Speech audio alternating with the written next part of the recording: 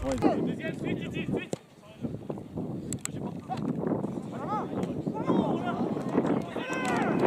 Basta revient de 7-0.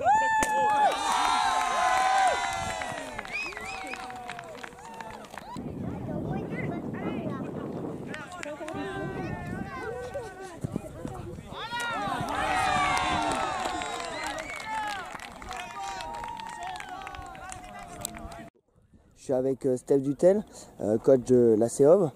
Victoire 4-0, mais qu'est-ce qu'on peut retenir de ce match? Oui, un match de coupe de reprise surtout, parce que voilà, on est toujours sur une phase de préparation, avec un match un peu particulier, mais comme on pouvait s'y attendre, avec un fort rythme, beaucoup de temps mort, des arrêts de jeu, des blessures, d'un côté là avec le coup d'un joueur, et puis une blessure assez grave chez nous, donc ça a tronqué un petit peu le rythme du match. Après, bon, on intègre toujours la Coupe de France nous, dans notre phase de préparation. Et c'est ce qui a permis aujourd'hui de refaire des courses, de reprendre un petit peu aussi de vie au niveau sportif, parce que ça faisait longtemps qu'on attendait ça, de retourner sur un terrain de foot. Et voilà, après, bon, il y a une qualification au bout, 4-0, sur un match qui reste quand même maîtrisé, même s'il y a du déchet, un petit peu on va dire un manque de lucidité par à coup, mais ce qui est aussi logique, toujours dans cette phase de préparation. Vous meniez 1-0. Et derrière, avant que votre gardien titulaire soit remplacé, ils ont en 2 minutes plus tard, ils ont poussé. Il y a eu 4 actions chaudes. Et derrière, contre-attaque et le 2-0. Ouais, on a eu des temps forts sur le premier quart d'heure où on peut marquer très rapidement. Et voilà ce que je disais juste avant par rapport à un manque de lucidité. Et voilà, une partie de foot est faite de temps fort et de temps faible. On a eu un temps faible qui a duré quelques minutes sur une série de coups de pied arrêtés, de corner, où le gardien justement qui s'est blessé nous laisse dans le match et nous permet de rester à 1-0. Et sur le contre, on marque le deuxième but, je pense qu'il leur fait du mal juste avant la mi-temps. Maintenant, on va parler du prochain adversaire, ouais. l'AS Amblaves de Voré. R2, il faudra les détails, ça va se jouer sur les détails?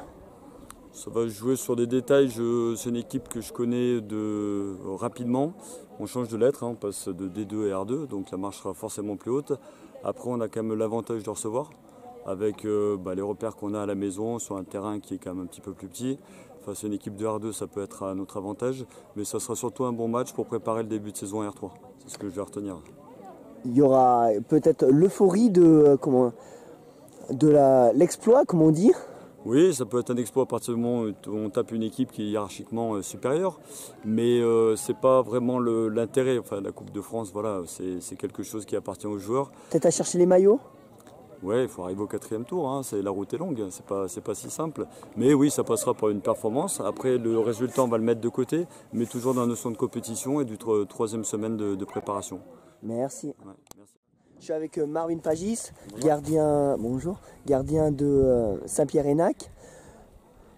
Défaite malheureusement 4-0, mais il n'y a pas forcément à avoir des regrets. Non, il y a un peu de regret en première mi-temps, sachant qu'on aurait pu marquer avec des 2-3 belles parades du gardien. Ensuite, on a été dominé un peu dans le jeu normal parce que c'est une R3, il faut pas se cacher. Mais bon, pour le premier match, on a bien tenu quand même physiquement. Le seul regret que moi j'ai, c'est d'avoir pris un peu ces 2 buts à la fin. Mais bon, c'est comme ça. Et puis, ça donne, on va dire que plus tard, je pense que ce match, il va nous aider pour faire les matchs en promo.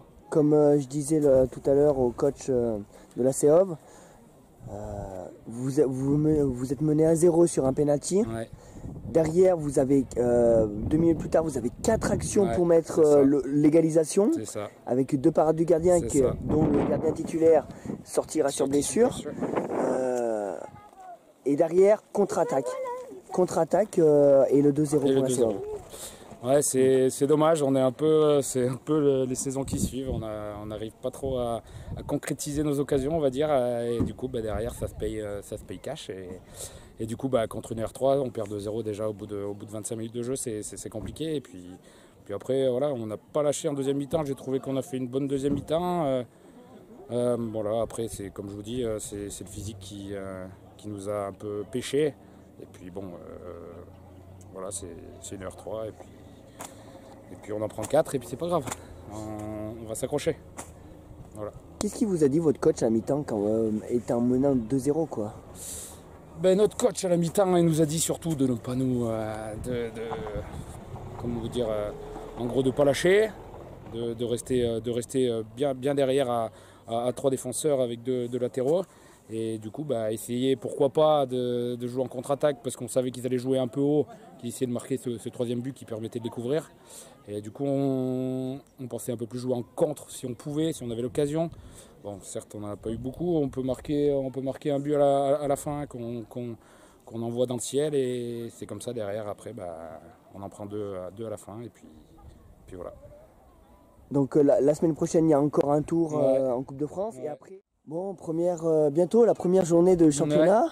Vous recevez? Ouais, on reçoit Saint-Paul-de-Mons là à la maison. Donc avec notre joli terrain, on va essayer de les faire courir parce qu'on a eu un peu une mauvaise. On a un peu des remords de l'année dernière, on va dire en Coupe de France. Donc on va se rattraper, on va tous être solidaires. Et on va essayer de faire un grand match à la maison et pour prendre les 3 points. 3 premiers points de la saison? Exactement, on va essayer. Ouais. Après, ça va être très compliqué, mais on ne sait pas. On joue chez nous.